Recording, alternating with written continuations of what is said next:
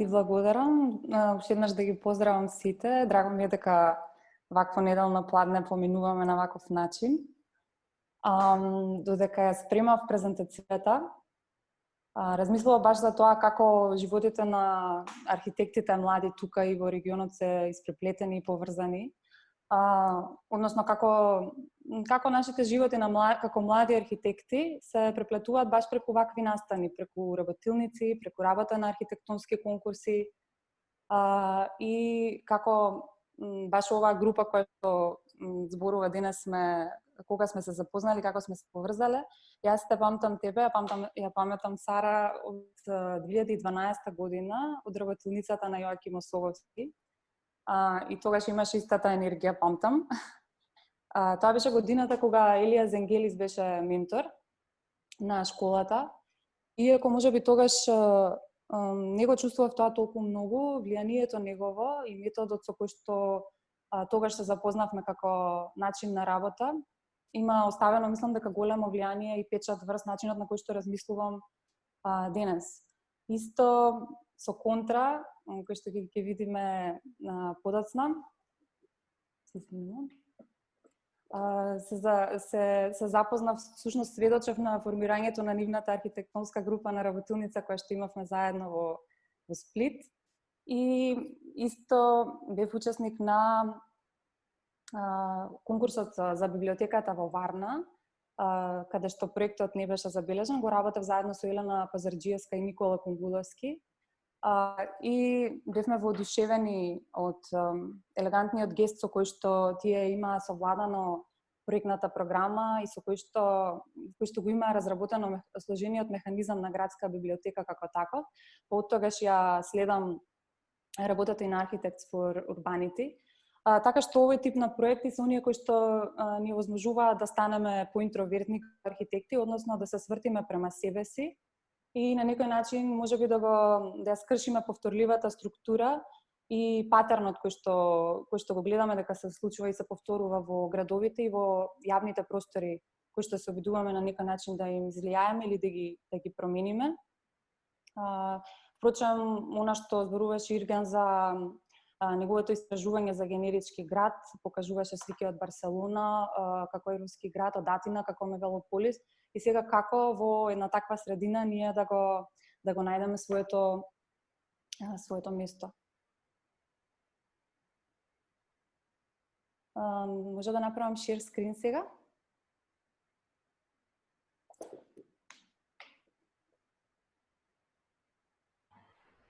Имаш дозволено за share screen доле во зеленото? Да, се гледа? Не се гледа, ама стисни share screen. Да, притиснав, само момент. Share. Да, сега се гледа. Се гледа? Да. Само секунда.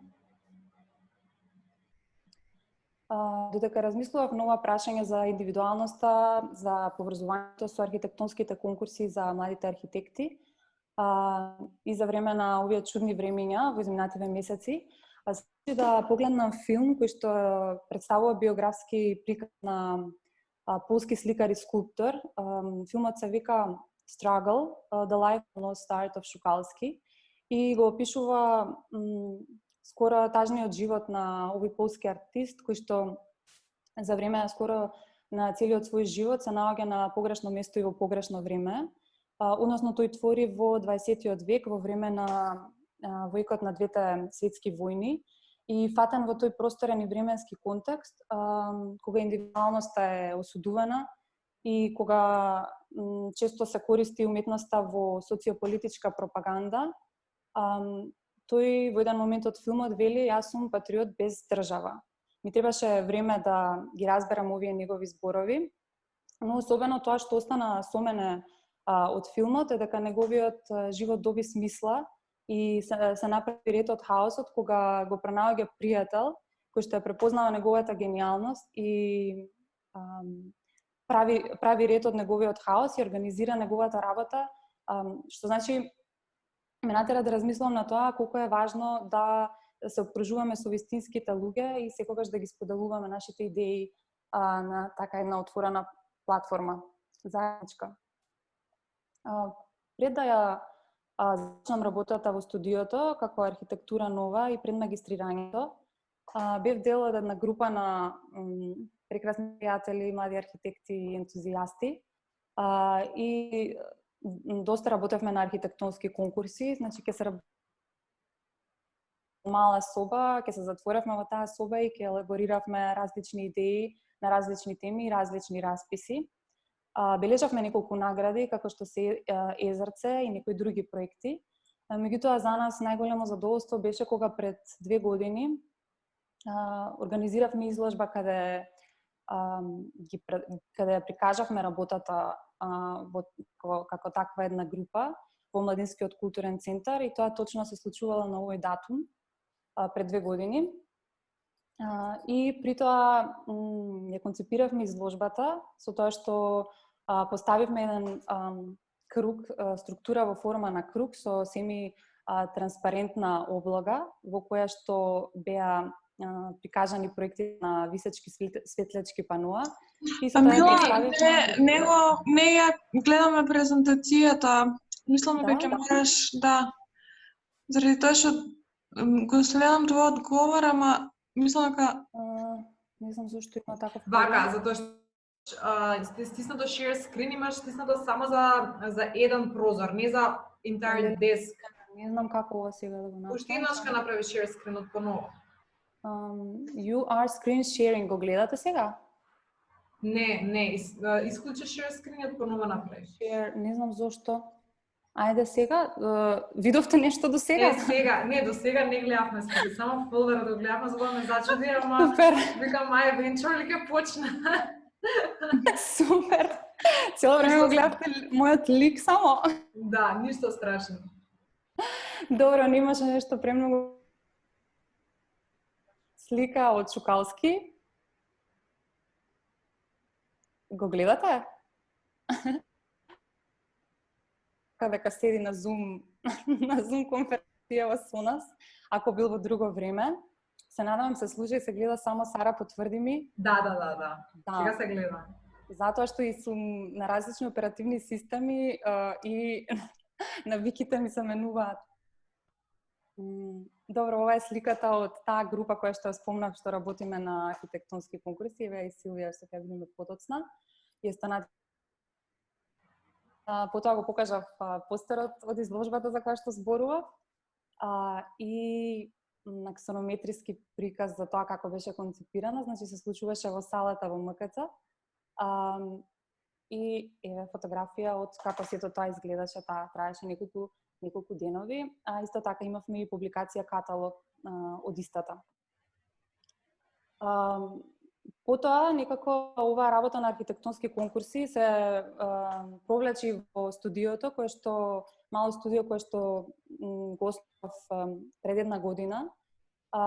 И од тогаш активно работиме се трудиме активно да работиме на архитектонски конкурси, затоа што сметаме дека е важно да елаборираме одредени идеи на тој начин. Многу често се случува кога ќе почнеме да работиме на конкурси да одлучиме да не ги завршиме, односно само површински да ја начнеме темата, заради тоа што мора да ги одредуваме брзо приоритетите во студиото, заедно со тековните проекти, па така тие завршуваат само како пишан збор или серија од скици, серија од слики, хаику, некакви референтни примери кои што потоа ги чуваме и ги складираме во форма на некакво истражување, па може да се случи да ги искористиме подоцна во некој спекулативен или реален проект. Така студиото ни станува една платформа на која што се преплетуваат проектите на во нашите животи. И така нашата мисла континуитет во времето и во просторот. Да се свати дека сето ова се случува во општество, односно во општествено окружување во кое што имагинарни и спекулативни проекти се предизвик кај нас, да не речам дека се сметаат и за луксус, затоа што архитектонскиот дискурс е воглавно насочен кон решавање на конкретни архитектонски и просторни проблеми, па овие проекти некако не прават да погледнеме позади тоа и да тестираме некои нови идеи, нови начини на размислување.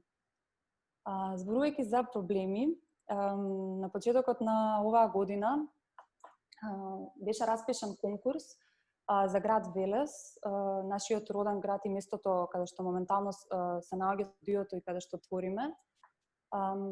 Конкурсот се однесуваше на централното градско подрачје и неговото окружување. И веднаш се сменија приоритетите во студиото, затоа што знаевме дека мора да одговориме на овој повик. Впрочем, го почувствувавме како наша општествена одговорност, а и како шанса за да ги споделиме размислите за нашиот град, колективната меморија и она што дотогаш го имаме пројавено како архитекти во град Велес. За да се интервенира во едно специфично градско јадро, во специфично место како што е Велес, впрочем нема место кое што не е специфично, но тој се карактеризира со една раскошна топографија, значи е град со изразена топографија, се протега на два доминантни ридови и има специфични елементи кои што функционираат во одреден систем. И како што Алдо Роси сака да ги дефинира елементите во градската структура, нели тој вели дека може да се патолошки или движечки овие елементи. Аз се извинувам за прекините. Само една секунда.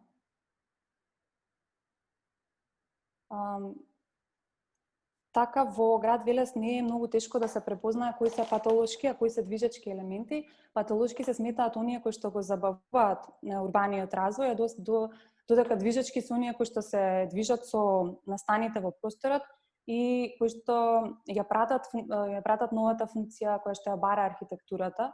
Важно е да се знае исто дека во последните 10 години зборот развој во Велес има спротивно значење, на некој начин оксиморон, затоа што наместо градот да се отвара и се шири, тој се затвара и се гуши самиот себе, особено ако зборуваме за предметната локација.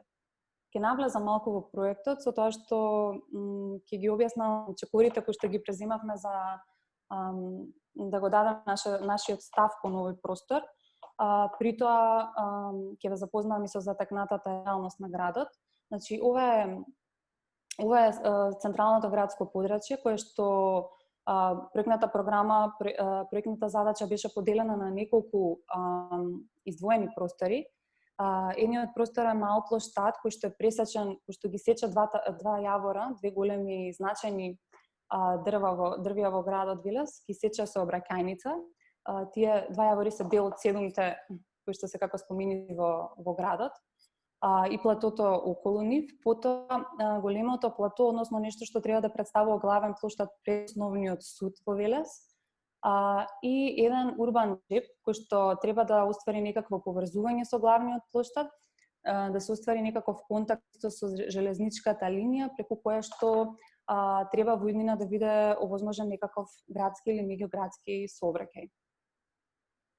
Она што се обидувавме да направиме со предлогот е да поставиме некаков неутрален простор, неутрална зона, чистење на просторот, зона од која што ќе може да се согледаат раскошните силуети на градот и во која што ќе може да се открие скриената убавина на градот кој што веќе постои, а моментално се гуши во зголемените потреби на граѓаните, во автомобилите и во урбана опрема која што веќе не е современа, односно време не се користи и целокупниот овој простор станува само транзитна зона во изминатите години. Ова е приказ на првиот дел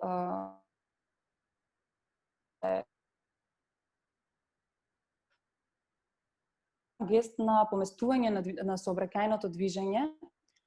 Ние ги споивме стеблата во еден заеднички плоштад, каде што се оформува нов јавен простор и преку тој се искористува сенката на јаворите, се вметнуваат 3 големи градини и веќе се создава амбиент на микроклима, каде што природата е донесена повторно во градот и исто така зградата, оваа значајна зграда добива свој плоштад пред себе. Притоа оваа улица станува хибридна, таа станува пешачка, но исто така и сообраќајница за режимски сообраќај. Тоа беше првиот гест кој што овде може да се види амбиентот на плоштадот, подсенките од јаворите и како се чистат фасадите и се добива поглед кон објектите кои што некогаш биле скриени во новиот урбан метеж. Понатаму за главниот плоштад, ќе се навратам само на главната основа, значи сега ќе зборувам за овој дел овде. Морам вака последователно да ве водам низ проектот, затоа што стануваше збор на серија гестови, проектот не беше сведен на една единствена идеја, туку можеше да се расшири затоа што станува збор за исклучително комплициран простор, а исто така сакаме да мислиме дека станува збор за исклучително едноставно решение. За конципирањето на овој простор, зградната состојба е еден објект од 90-тите години кој што одамна не функционира, кој што се протега, оформува некакво плато и има ниво -1, меѓутоа одамна не се користи за намената за која што бил предвиден, туку напротив представува бариера, го гуши автономниот простор на зградата на основниот суд во Велес и има присуство на урбана опрема која што никогаш не се користи. Исто така, важно е да се напомене дека овој плоштад го дефинираат 3 фронтови на фасади. Тоа е фасадата на основниот суд, потоа оваа линија овде представува низа на згради чии што фасади се од 19 и 20 век и за мене представува златната доба на градот Велес. И потоа овде има некои ново оформени парчиња на, јас би ги рекла, инвеститорска архитектура, која што го дефинира третиот дел на овој плоштад. Меѓутоа, тој плоштад сега во моментов е паркинг простор и овој објект кој што трговски објект кој што претходно го споменав. Значи, преку согледување на архитектонските вредности на овие фасади, може да се каже дека, односно преку естетиката на фасадите се откриваат приказните и историјата за градот. Зградата на основниот суд се уште има современ израз и ја отсликува функцијата која што ја поседува натре во себе. Па така, да се отстрани трговскиот објект, слободи просторот пред зградата, една широка платформа, тоа е тој неутрален простор од која што ќе може да се согледува и оваа избалансирана линија на фасади на градски куќи. При тоа, целиот овој простор е нежно нивелиран, без некои препреки, освен за да се совлада падот кон оваа улица, која што е на пониско ниво, значи преку благи скали и преку отстранување на физичките препреки го ослободуваме фронтот на оваа фасада да биде достапен за погледите.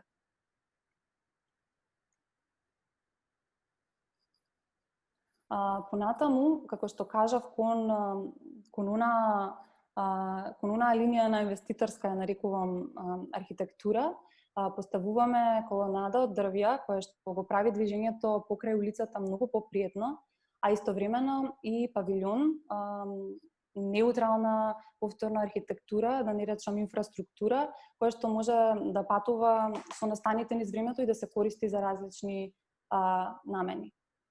Ова е приказот на фронтот на фасадата, од кој е слободен просторот, значи ова се благите скали, павилјонот кој што е поставен и практично создаваме подиум за овие градски вили кои што некако повторно го откриваат својот лик, а истовремено и со чистење на просторот, тие стануваат на некој начин и како аудиториум за посматрање на случувањата на плоштадот. Па сакавме да прикажаме различни настани кои што би можеле да се случуваат, затоа што ова е центарот на градот, а јавните случувања се далеку од ова место, значи создавање на еден простор кој што ќе може да ги прими сите функции, при тоа овозможување променада пред просторот на судот, со поставување на вертикали во функција на јарбови и практично тактилно издвојување на функционалните целини на ова место. Така тука може да се случуваат цветни маркети, може да се случува разни рекреативни, спортски, политички активности и така натаму. Ова е приказ на павилионот повторно кон фасадите со благи скали и приказ на нивото -1, затоа што поради постоењето на важни згради од јавен карактер, мораше да се реши проблемот со паркирањето, па со нежно ископување на само едно ниво се обезбедува простор за паркирање на возила.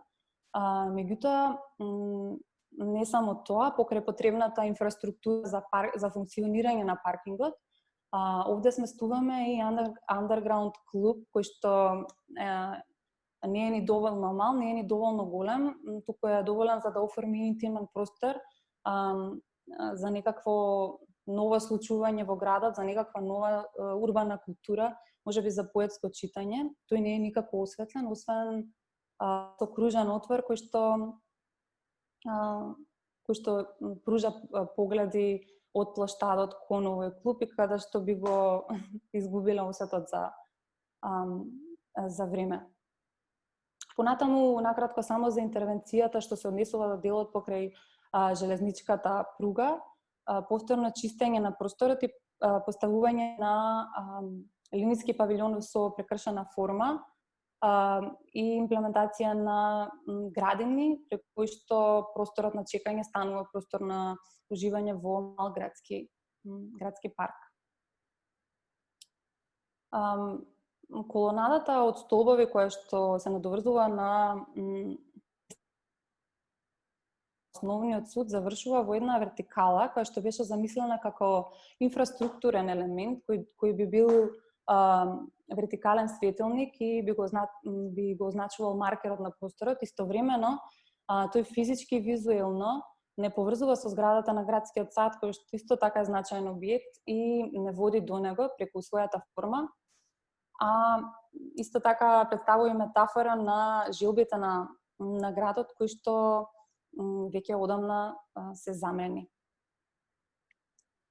Понатаму се случи распис на проектот за паркот во населбата Карпош во Скопје и она што беше заедничко за овие два проекти беше тоа што представува проекти кои што требаше да се разгуваат од урбанизам до детал или обратно, од детал до урбанизам.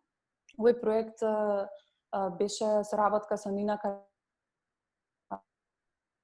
и расписот на конкурсот беше, за жал или за среќа, не беше доста краток, што значи дека ни возможуваше да тестираме различни идеи.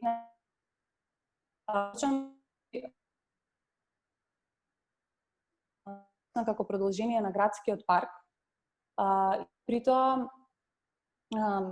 со својот предлог сакавме физички и просторно да се поврзаме со инфраструктурата и со убавината на окружувањето, особено затоа што тој простор представуваше својвиден no man's land и има толку многу урбани и природни лендскейп ограничувања на еден начин, на друг начин представува една сосема неутрална зона, практично без некаков посебен идентитет. Па така и овој проект почна со анализа на контекстот и на окружувањето.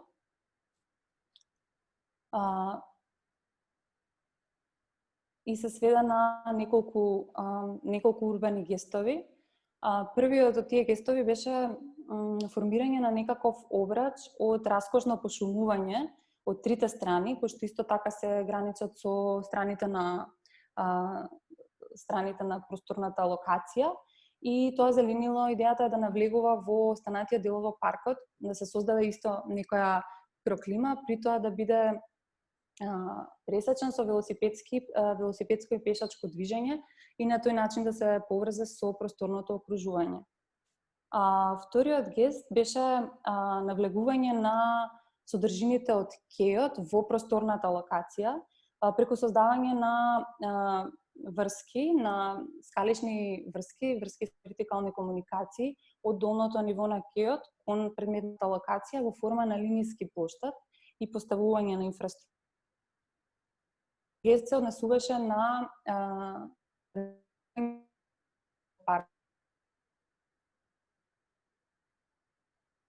Се разработени и се сместени останатите парковски содржини.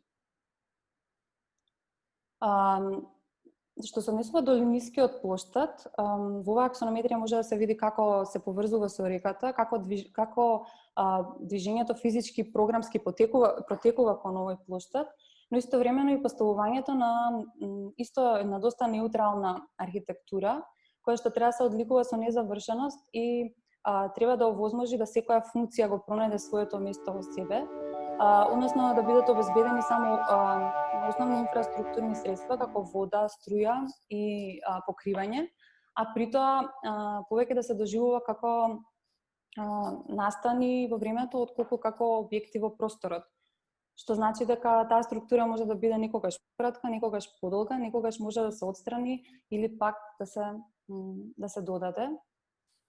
Таа структура во овој дел завршува со поставување на бина, која што е поставена во место во кое што има проширување, во кое што се оформува некаков плоштад за јавни случувања, а понатаму случувањата би протекувале и во средишниот дел од паркот. Исто поставувањето на урбаната опрема има нераскинлива врска затоа што преку неа, преку нејзиното движење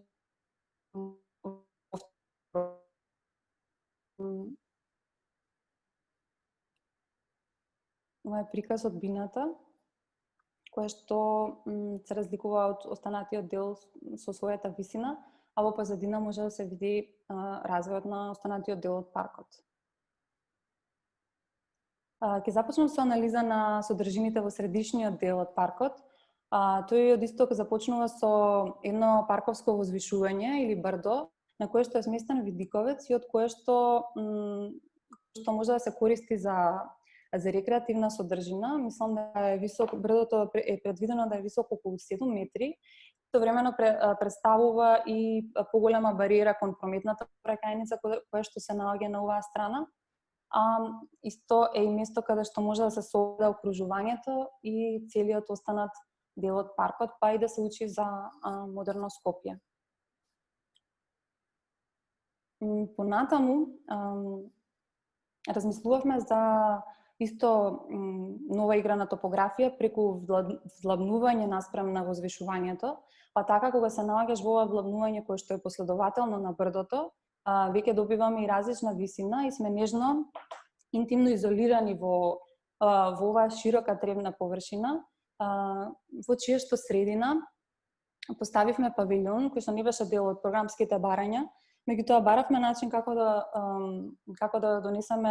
ја донесеме програмата од градскиот парк, па така направивме своевиден калон на природонаучниот музеј кој што се наоѓа во градскиот парк во склоп на зоолошката градина. И на некој начин ова представуваше омаш на тој објект, меѓутоа и начин да овде направиме место во кое што би се организирале работилници и различни случувања, во кое што би се учело за природа и за останатите содржини во паркот. Природонаучниот и со својата архитектура тој наликува на природонаучниот музеј, впрочем може да се забележат некои елементи кои што се искористени. Тој е природонаучниот музеј е дела на Трајко Димитров, кој што и Сара го спомна, и е изграден во 1968 година. Има поставено, тоест остава богато културно наследство за нас во градот. Природонаучниот музеј беше замислен како сплет од отворени и затворени простори кои што протекуваат еден во друг и на крај и самиот парк протекува во него. Значи тоа е исто простор за слободно користење. Може да се види дека е обиколен со оној благ нагиб на теренот со шума од бреци и може да се види неговата врска со линиската инфраструктура. Значи е еден просторан простор во кој што може да се по продолжение се наоѓа зелениот лавиринт со детско игралиште. Лавиринтот е исто сплет од високо-ниско зеленило во кое што можеш да се изгубиш себе си. При тоа и во овој дел од паркот урбаната опрема е поврзана со топографијата на теренот и остварува врска со тревната површина. Следи ботаничката градина, која што со често поставување се формираат спонтани патеки за први состаноци и за разни други романтични случувања. Во незината средина е поставена платформа на која што е поставен и цветен павилјон, во кој што можеме да учиме како да ги негуваме растенија, правиме некоја изложба или промоција на некое ново растение. И сите елементи кои што се поставени на некој начин се одликуваат со незавршеност, затоа што функцијата во архитектурата сметаме дека не е статична, таа секогаш се движи, па така и архитектурата или инфраструктурата треба да одговара на овие потреби. Сметаме дека архитектурата е секогаш отворено прашање, дека архитектонските објекти ги филтрираме преку секој поединечно, значи окото на поединецот ја препознава архитектонската вредност, исто и со уметноста, исто и кога препознаваме одредени типови на луѓе и соработници. Сигурна сум дека работата во нашето студио ќе се менува со текот на времето, меѓутоа знам дека секогаш повеќе ќе поставуваме прашања отколку што ќе даваме одговори. Впрочем, тоа го правиме најчесто преку архитектонски конкурси и вакви платформи. Нема конечни одговори исто така во архитектурата, така што ќе се менуваат. Шукалски вели дека е патриот без држава, но јас сакам да мислам дека ние архитектите сме патриоти на сите држави, дека сме патриоти на просторот и се надевам дека не сум премногу оптимистична. Благодарам. Ти благодарам, Марија, за оваа медитација. Баш имаш смирувачка енергија, мислам дека можам да слушам 5 дена и драго ми. Добра, супер.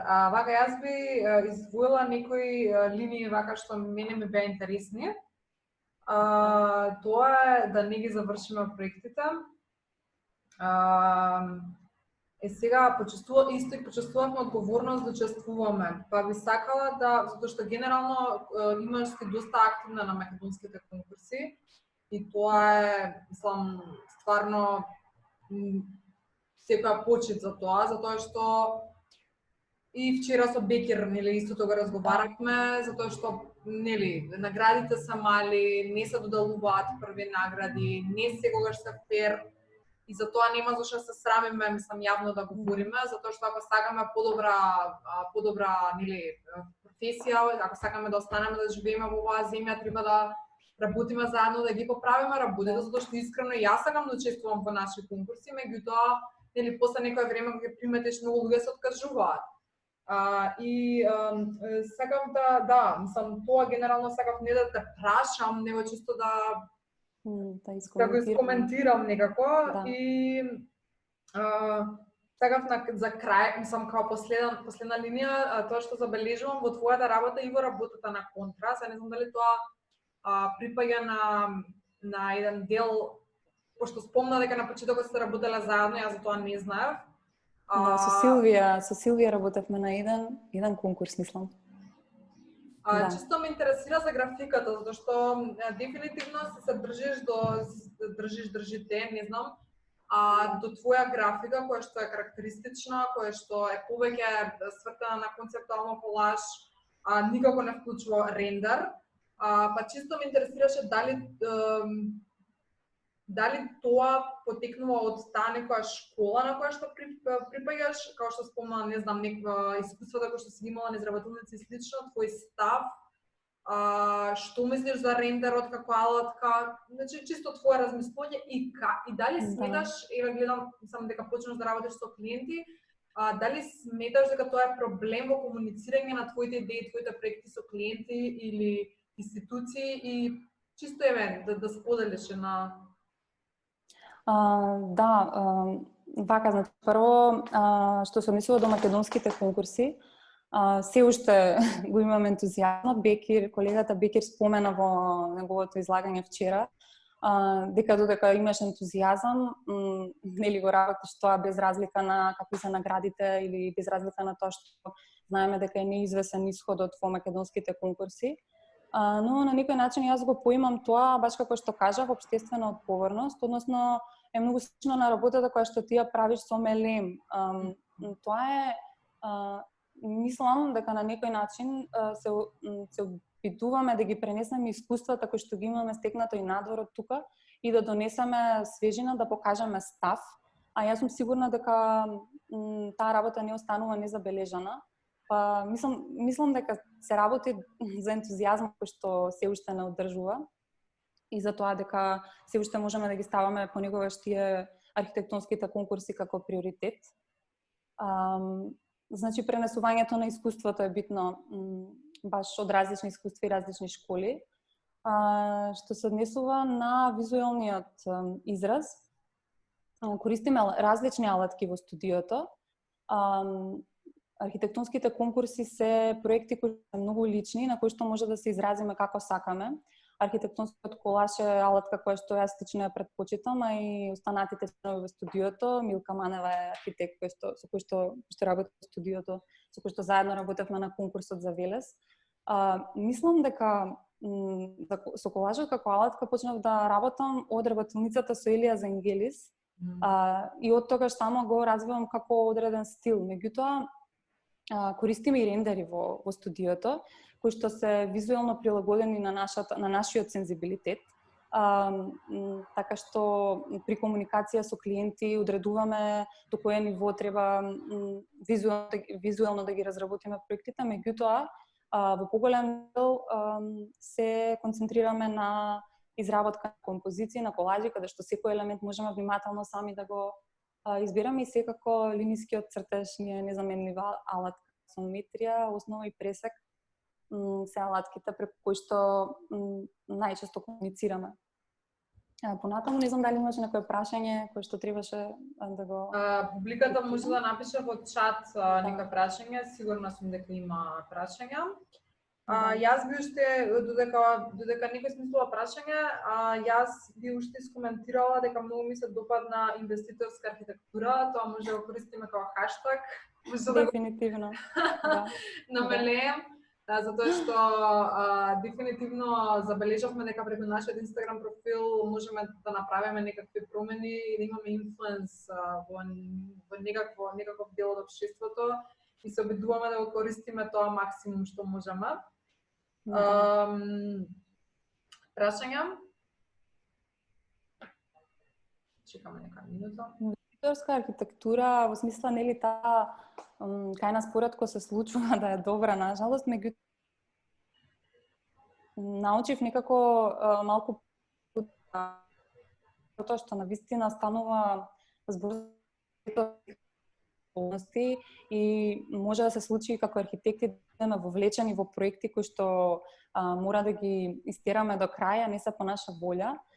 И нешто што досега научив во работата со клиенти е дека подобро да немаш клиенти отколку да имаш лоши клиенти, лоши инвеститори.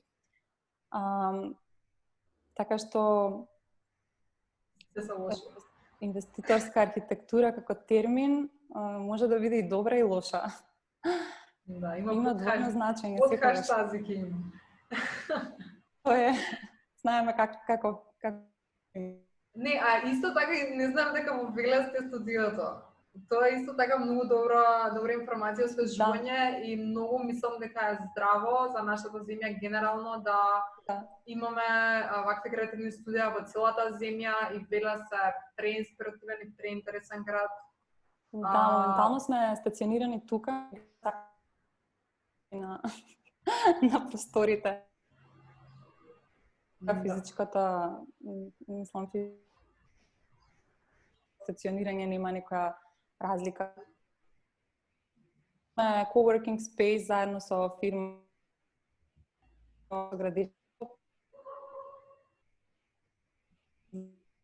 дейност и во проектирањето. Супер, одлично. Дечки, стварно никој нема прашања, значи тоа не е вистина. Мислам дека да не се понашаме како на факултет. Надевам дека се слушаше. Да, не малку имаше некои прекини, веројатно ради интернетот, ама генерално се слушаше. Може јас да се уклучам на кратко?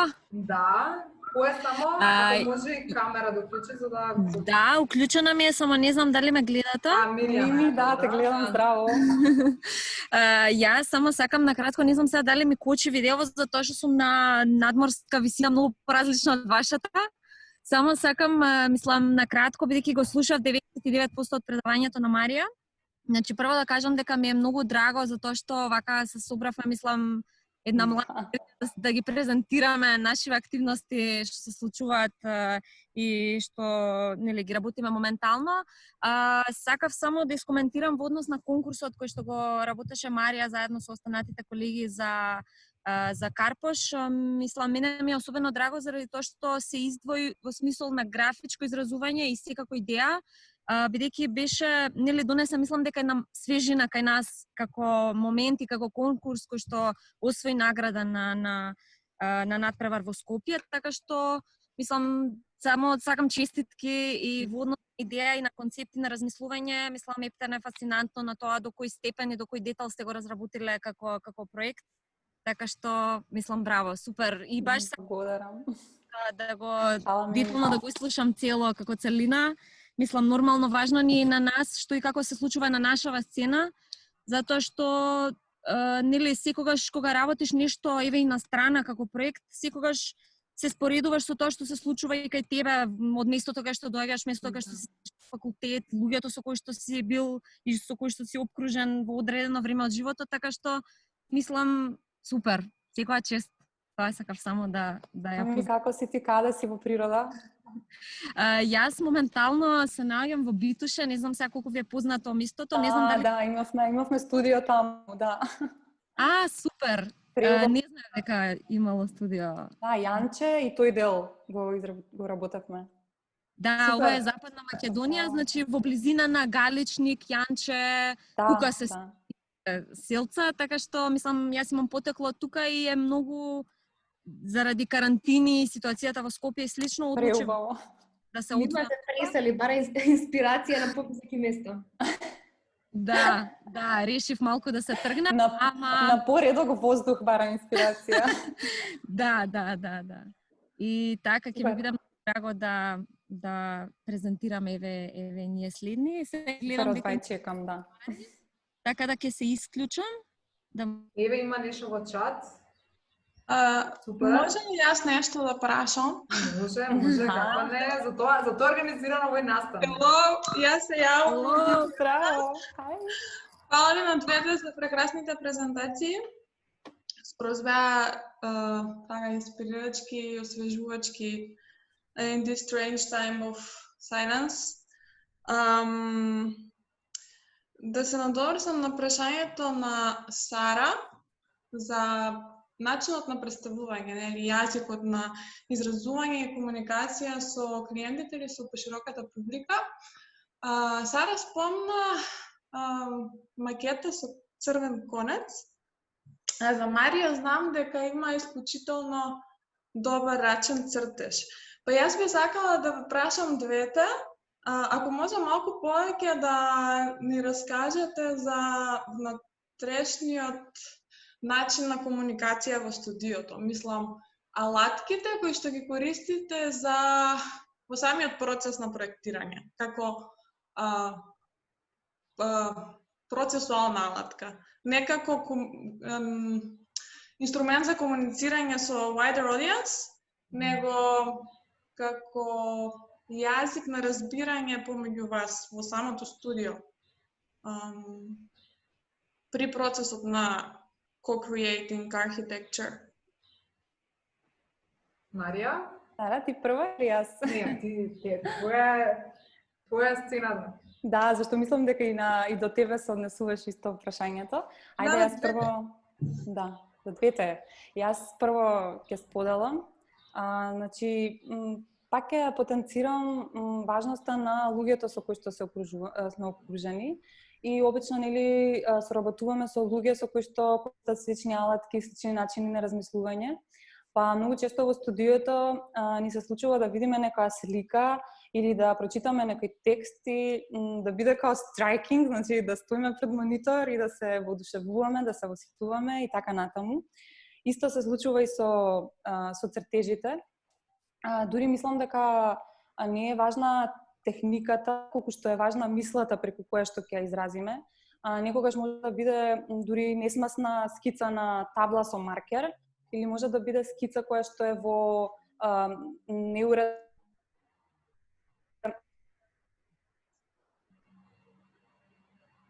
Меѓутоа, се додека ја комуницира идејата која што се обидуваме да ја доловиме на еден јасен начин, секоја од алатките е корисна. Барем кај мене во студиото така се одвиваат работите, значи повеќе на содржината, можда помалку на формата, се додека не треба да се види тоа како краен продукт, па сето тоа треба да биде за нашето око естетски прифатливо. Така, важно е да не се претоваруваме со графичките алатки како такви, да не се доведаме до состојби во која што, не знам, пенкалото или зборот или колажот би не злоупотребиле нас како такви. Понекогаш е само поважна комуникацијата. Тоа е барем што се однесува до моето студио, не знам дали доволно добро одговорив и објаснив. Во однос на Мелем, како ние работиме на работилници, генерално работиме офлайн, тоест без компјутери.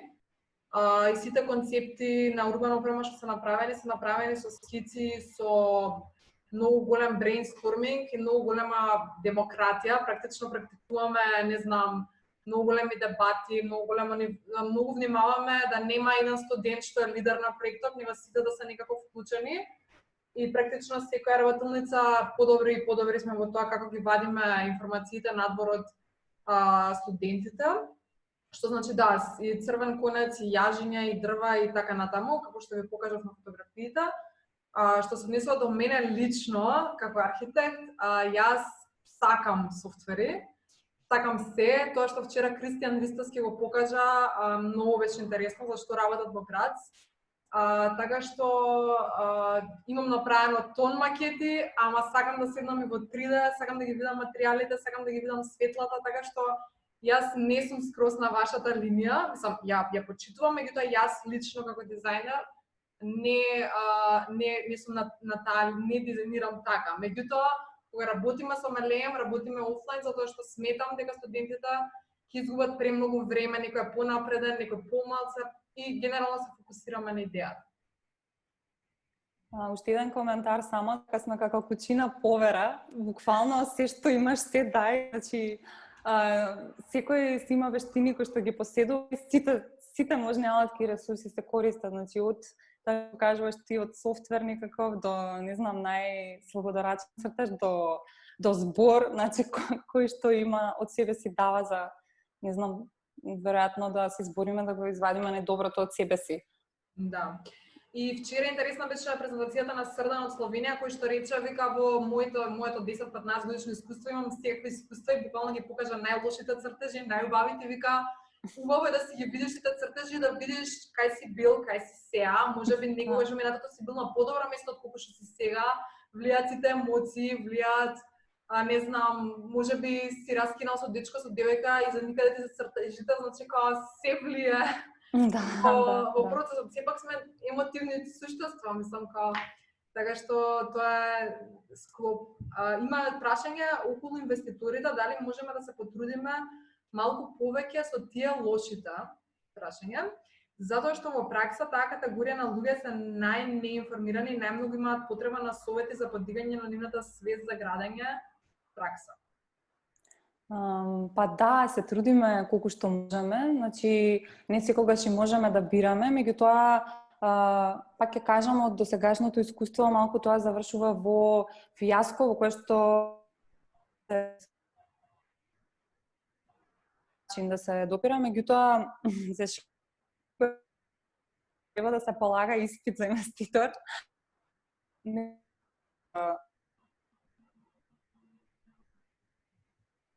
различен начин да ни се креираат градовите, но активно се трудиме со клиенти за кои што работиме да смениме свеста. Многу често тоа е и со многу мал исчекор. И некако ја осеќаме територијата, значи ако гледаме дека имаме повеќе простор да притиснеме, тогаш го правиме тоа, а ако не, се трудиме да не го иритираме со нашата работа, туку преку мали исчекори да барем малку придонесеме да сето тоа добие некоја нова насока или форма. Исклучително е тешка таа комуникација, така што се надевам дека еве и во студиото имаме аспирации и желби да некогаш ние како архитекти ставиме во функција на инвеститори, преку некако јавно-приватно партнерство или преку некаков приватен објект да видиме како сето тоа би можело да изгледа. Да, како во филм, што има изградено зградата во Барселона, он инвеститор, генерално најдобро е ти да си инвеститор, да имаш многу пари. Да, cut the middleman. Не, искрено јас мислам, моje мислење, дека како можеме да ја кренеме свеста? Можеме ако почнат да се прават подобри објекти. Ако почнат да се прават подобри објекти, луѓето ќе гледаат и генерално инвеститорите, бар мене што мислам случајно дојде да го видиш кафичон или дојде да видиш зградана, многу е добра, сакам таква. Значи луѓето ја гледаат околината, значи они не шетале како нас, не биле во странство и нив тоа им е репер за добро. Значи така што мислам дека ако се заради тоа јас не можам да го сватам тоа љубомора помеѓу архитекти. Ако ти правиш добар проект, ти ми помагаш на мене затоа што го креираш стандардот на архитектурата во нашата земја и мене ќе ми биде многу полесно на со следниот инвеститор да се објаснам, речам види го на Марија проектот, ја ќе ти го направам уште поразлично и поинтересно и после тоа Силвија го ќе дојде ќе го направи уште поразлично, поинтересно и така ќе го кренеме едноставно нашиот архитектонски environment. Јас верувам во тоа и за тоа се залагам и заради тоа се залагам за организирање на вакви настани каде што буквално сите заедно ќе се поддржиме и ќе се споделиме работата, ќе се инспирираме и ќе одиме понатака, се надевам. Да, и јас сакам да верувам исто дека дел од проблемите урбани може да се решат баш на таков начин индиректно. Значи со еден урбан гест може да се направи chain of events во кој што ќе се сменат одредени навики, ќе се допре до одредени индивидуи, па ете и до одредени инвеститори и проблемите ќе се решат сами од себе, односно ќе тргне архитектурата кај нас во некоја по позитивна нагорна линија. Така што да, се слагам со тоа дека тешко е во добар контекст, тешко е да направиш лоша архитектура.